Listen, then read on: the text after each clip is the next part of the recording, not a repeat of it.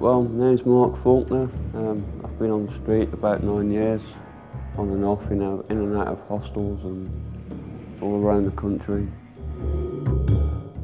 I want to settle down, but through the life that I've led, I just can't.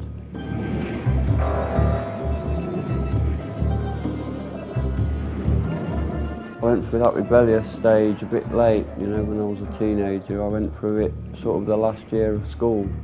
I wanted to do things that I couldn't do, and I did them. Ever since then, really. I've had my chances, but I was that young, I just didn't take them, I didn't see them. I wish I knew then what I know now. I don't know, I'd love to have that chance and lead a normal life. And the epilepsy doesn't help either, and the stress and lack of sleep are the two main things that fetch the fits on. Now, I get stressed up a lot, and and I don't get much sleep. So really the two main things that fetch them on are brought on by homelessness.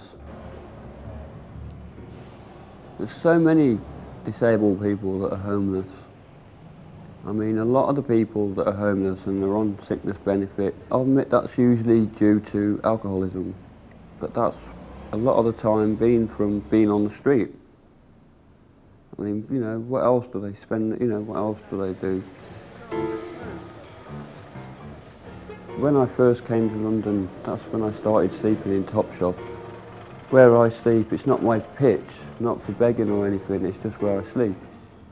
And because it's an ideal step, because it's on a slant, and when the rain goes in, it goes straight back down onto the path again, so I don't get wet. And the people in the shop have got to know me. I mean, not by name, but, they don't wake me up until about 10 minutes before the shop opens now, because they know that I'm not one of these that will, when they get woken up, say, oh, can I just have 10 minutes just to wake up, They know that I just get up and I come down to the day centre.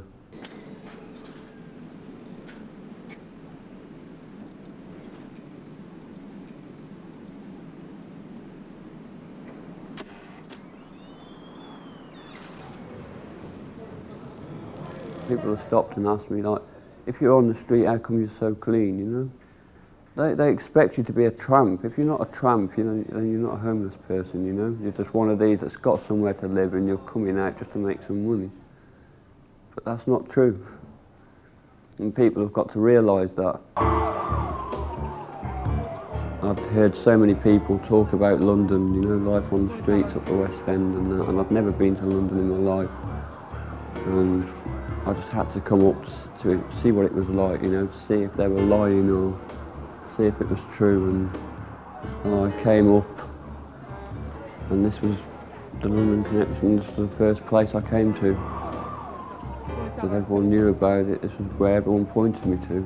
It's true what people were saying, and it's just totally different from any other town or city, in its own way.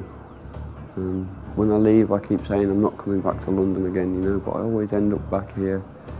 And but it's more violent than anywhere else. There's more drugs going around than any other town or city that I've been to. And, well, there's just more of everything. I don't know, it's just the same as any other town or city, but it's more. More people walking past every minute, and, I don't know, people that I call normal people. But thinking about it, I'm no different to them. The only difference is that I'm homeless.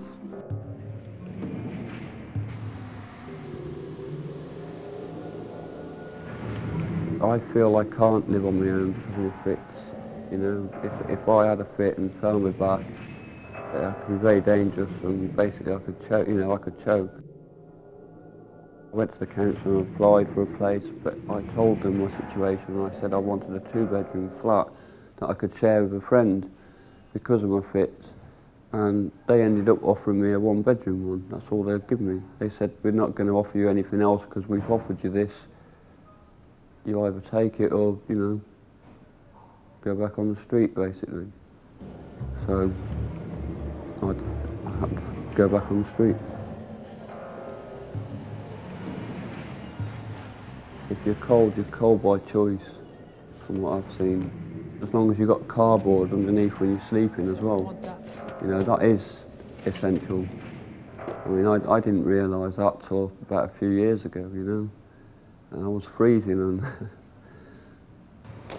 I started, you know, I'm wondering why everyone's using cardboard and I just couldn't believe that how it keeps you warm. But it does. I'm more comfortable most times sleeping out than what I am in a bed. A lot of the people choose to sleep on the streets because they spent so much time on the streets. That's where they're comfortable. Nowadays, in the last few years, they've started opening up an awful lot of cold weather shelters. I mean, they get full up very quick.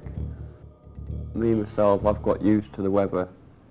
And, I mean, I did just come out of hospital 2 days ago for pneumonia, but that was because I left the hospital and I think my body had got too used to having a bed. I got very worried when they said it was pneumonia because I'm thinking like, well, people die from that. There's no reason to be cold really. There's so many, you know, scarves and that going around what crises give out, and I mean they come down in a van down the Strand every 2 weeks and you can order what you want, you know. Not the make of the clothes, but you can order, you know, what you need and they'll give it to you the day after. What would you like? There's always food available, you know, or, you know, there's always day centres and you only have to ask someone that's on the street as well, because most people stick together on the street, you know, about 90% of them are okay. I always feel safe on the Strand because, like, you know, there's always people walking up and down there 3, 4 o'clock in the morning, especially like Thursday, Friday and Saturday nights, you know, the weekend, and, well, you know, I just feel safe because of that. I think if I have a fit, then people, especially on them nights, are going to be merry and they'll be in the right mood, you know. They'll sort of phone an ambulance or at least put me in a recovery position. Sometimes when I have epileptic fits and I fall on the floor, you know, I wake up and no one's phoned an ambulance or anything, they're just walking around me. And, you know, they just see me on the floor, they walk around me deliberately, you know, and then what they're probably thinking is that I'm just an alcoholic and I've just fallen on the floor drunk, you know, and I'm not worth helping. Even if I was an alcoholic and I was on the floor and, you know, drunk, I'm still a person. How long does it take to phone an ambulance? I mean, this is London, 90% of the people have got a mobile with them anyway, you know? 999. How long does it take? I totally do not know where I'll be in 5 years' time. That's never come into my head before.